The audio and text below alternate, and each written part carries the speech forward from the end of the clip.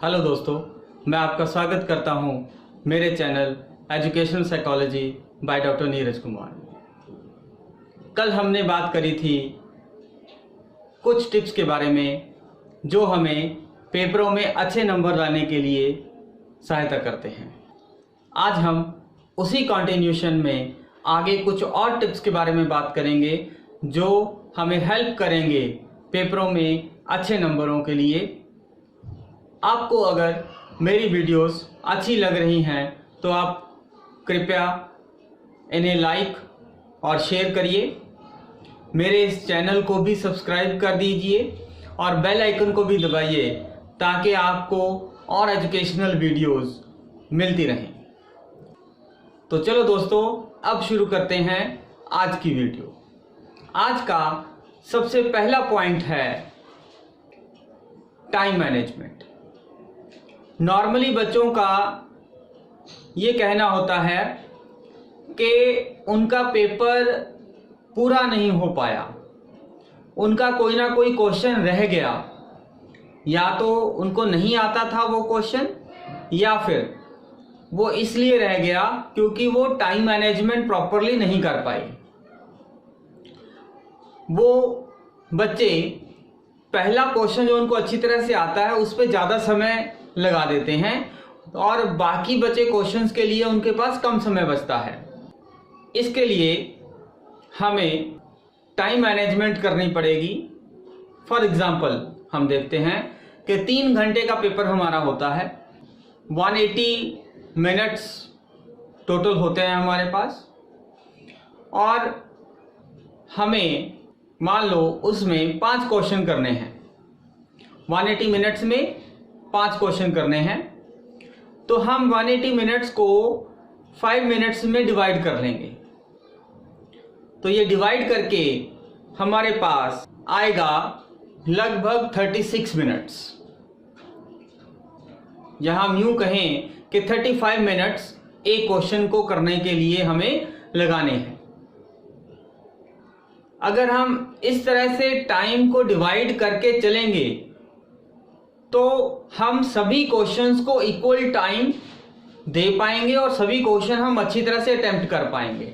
नहीं तो बच्चे क्या करते हैं, पहले क्वेश्चन पे 1 घंटा लगा देते हैं और बाकी जो क्वेश्चन है उनको करने के लिए उनके पास कम समय बचता है, और उनकी हैंडराइटिंग भी बाद में गंदी होती है और वो क्वेश्चन भी उनको अच्छी तरह से अटेम्प्ट नहीं कर पाते और उनको करने के लिए कम टाइम मिलता है, इसलिए उसको वो कम पेजेस भी उसके भरते हैं। ये बहुत ज़रूरी है टाइम मैनेजमेंट। अब हम बात करते हैं आज के दूसरे पॉइंट की, डिवाइड द पेजेस और होल शीट। के जितनी भी शीट्स या पेजेस हैं आपकी आंसर शीट में, उसको हमें नंबर ऑफ क्वेश्चन से डिवाइड कर लेना है। मान लीजिए कि आपकी आंसर शीट में 32 पेजेस हैं और आपने 5 क्वेश्चन करने हैं, तो जब हम 32 पेजेस को 5 क्वेश्चंस में डिवाइड करते हैं तब ये हमारे पास आता है लगभग 6 शीट्स या पेजेस। तो हमें हर क्वेश्चन के लगभग 6 पेज भरने हैं। 6.5 पेजेस भी हो सकते हैं किसी क्वेश्चन के जो आपको बहुत अच्छी तरह से आता है। और उसके बाद आपने जो पेज डिसाइड करे हैं और जो टाइम डिसाइड किया है एक क्वेश्चन को करने के लिए, आपने उस समय के अंदर, उस पेजेस के अंदर उसको खत्म करना है और उस क्वेश्चन को खत्म करके आपने नेक्स्ट क्वेश्चन को अटेम्प्ट करना है। अगर इस फॉर्मूले से चलेंगे तब आपके सारे क्वेश्चन सही तरीके से अटेम्प्ट हो पाएंगे और सभी क्वेश्चंस को इक्वल नंबर ऑफ पेजेस और इक्वल टाइम हम डिवोट कर पाएंगे। नेक्स्ट पॉइंट है प्रेजेंटेशन।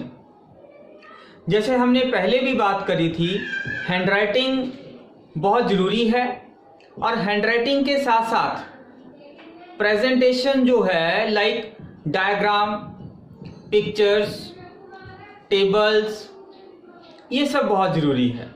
अगर हमने कंटेंट को पॉइंट्स में लिखा है और उसके साथ उसकी एक पिक्चर या डायग्राम और टेबल फॉर्म में अगर हम उसको बना देंगे तो एग्जामिनर को क्वेश्चन चेक करने में आसानी होगी, और जितनी आसानी एग्जामिनर को पेपर चेक करने में होगी उतने ज़्यादा चांसेस हैं कि आपके जो मार्क्स हैं वो थोड़े से आप ज़्यादा स्कोर कर पाओ।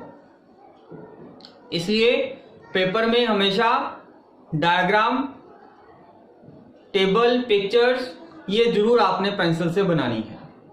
नेक्स्ट पॉइंट हम बात करेंगे अंडरलाइन द कीवर्ड्स। ये भी प्रेजेंटेशन का ही एक पार्ट है। डायग्राम्स के साथ साथ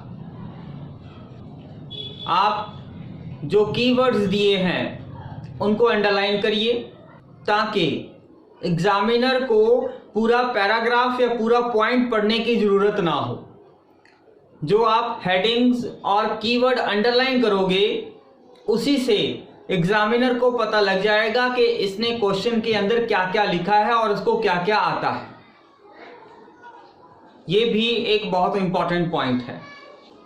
अब हम बात करते हैं आज के लास्ट पॉइंट की, जो है study the old question papers.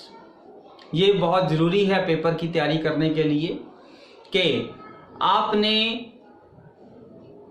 पिछले 5 या 7 साल के जो क्वेश्चन पेपर्स हैं जो आए हैं फाइनल एग्ज़ाम में, वो आपने ज़रूर देखने हैं, क्योंकि इम्पॉर्टेंट क्वेश्चंस वही होते हैं और वही क्वेश्चंस बार बार थोड़े बहुत चेंज होके, वर्डिंग चेंज करके वही क्वेश्चन कई बार रिपीट हो जाते हैं।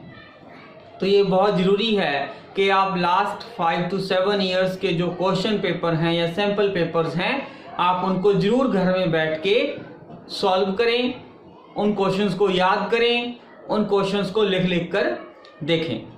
थैंक यू, बहुत बहुत धन्यवाद।